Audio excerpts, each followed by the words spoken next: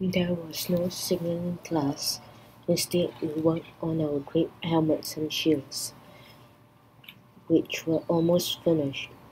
But all I could think was there's a ticking time bomb under the school, and we've got to defuse it, and quickly before any more victims fall into comas. When the recess bell rang, Benny and I launched out the door like pebbles from a slingshot. As we trotted down the hall, Benny patted his book bag. "Wait till you get a load of this," he growled. "It's awesome. Can't wait." Once again we slipped through the door into the mechanical room. Benny and I were spending so much time there, it was starting to feel like a home away from home. Maybe I decorated with some comfy throw pillows and an Xbox station as soon as we got rid of the monsters. "Okay, so what's our plan B?" I asked. Bunny dipped into his backpack and several buddies on the floor with a flourish. "Ta-da! We're going to drive them off with leftovers?" I asked. "I mean, I know your mom's tofu nut loaf is pretty scary, but..." "This," he said, raising one of the bags to eye level, "nearly got my brother suspended in 8th grade." I eyeballed it. There was a smaller bag inside the body. The inner one held screw, and the outer one some kind of powder. "Okay, so what is it?" I asked.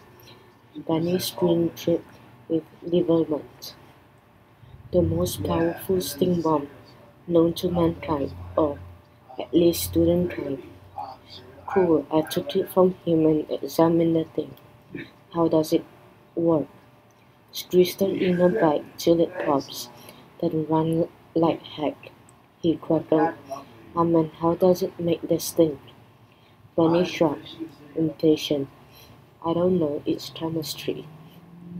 Carefully I handed the sting bomb back to him. "And it will do the trick?" "Cats hate strong smells. This will have the Scorp-Lions out of their burrow and running for the hills in no time." "Then bombs away," I said. We set the bags in a line near the most likely tunnel location. I wasn't about to risk another sting by poking around for the actual mouth of the passage. "Then, careful not to pop the outside bag," said Bunny, "or we'll get gassed." With all the care of a newbie brain surgeon, we gently squeezed until we burst the 4 inner bags. "Now haul buns," cried Bunny. World Cup soccer players wish they had the kind of speed Bunny and I turned on the day. In a mad rush we blasted across the room and out the door, slamming and locking it behind us. "Now what?" I said. "We take a well-deserved play break and let science do its work." 15 minutes later we were back in class, just settling in. I wondered how our latest attempt was working. Had the Scorp-Lions run off? And how would we know when they had? Mr. Chu let us work on our science fair projects while he strode around the room, checking our progress. "Blinding them with science?" he asked Tina. "Hopefully not," she said. "It's a song reference." She pursed her lips and got back to work. Tina was demonstrating self-inflation balloons. Tyler and Pete's project concerned paper airplane aerodynamics. I assumed Esme Eagle would try to animate a corpse like Dr. Frankenstein. And then it struck me. "We have no project," I told Benny. He scowled. "You are right. How did we miss that?" "Maybe because we've been spending all our time trying to get rid of monsters." "Maybe," Benny brightened, snapping his fingers. Hey, that could be our project. My forehead twinkled. The scientific way to get rid of monsters? Exactly. He held up a hand modestly. It's okay. You don't need to say I'm brilliant. That's good, 'cause I wasn't going to say it. Unfortunately, I didn't have any better ideas, so we set to work writing it out. But before Mr. Chu could check on us, our project announced itself to the class. Ew, said Hannah, what's that? What's that smell? Whoever smelled it doubted, cried Big Pete. If a turtle. I don't know why, but someone always got to make this comment. I sniffed but didn't notice anything beyond a very faint, eggy odor. Still, I could track the stench rolling like a wave from the far wall, just by monitoring my classmates' reaction. Oh my God, stroke, Cheyenne. Ugh, grunted Tyler. Gross, said Debbie. Kids when the air held their noses or hit their faces. And then the wave reached Benny and me. I nearly gagged on the stink. It was rotten eggs, mixed with spoiled meat, mixed with the nastiest public toilet you've ever encountered. The smells were movie monsters. This was the King Kong champion of stenciousness. Pu, I moaned.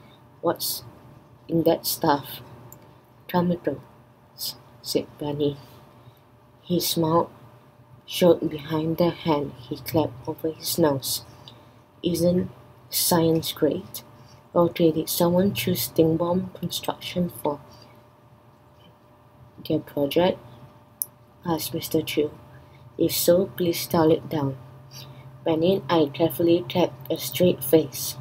Just our luck, a psychic teacher. Tyler said.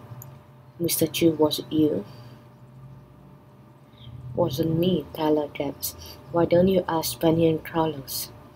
Yes, said AJ with a glare. They're up to lots of suspicious stuff, and this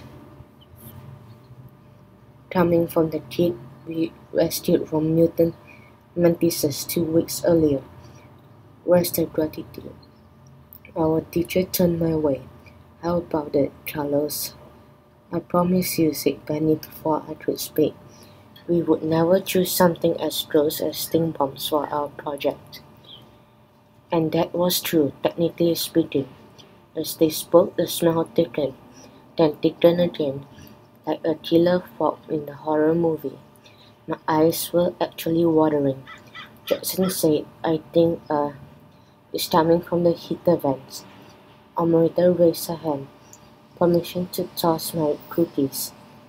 She asked Mr. Chu. Okay, that's it, he cried. Time to abandon ship. Everyone form a line now. You have thought they were handing out free. I said the door. Our class lined up so fast we trotted down the hallway and out onto the grass, joining what looked like every other classroom in the school. Those things are strong, I muttered to Benny. Like I said, strongest known to man, he replied. Outside the air was cool and fresh, and more important, stench-free. I grabbed it gratefully. Benny nudged me. If that doesn't drive them out, I don't know what will. And that unhappy thought struck me. What if we do drive them out?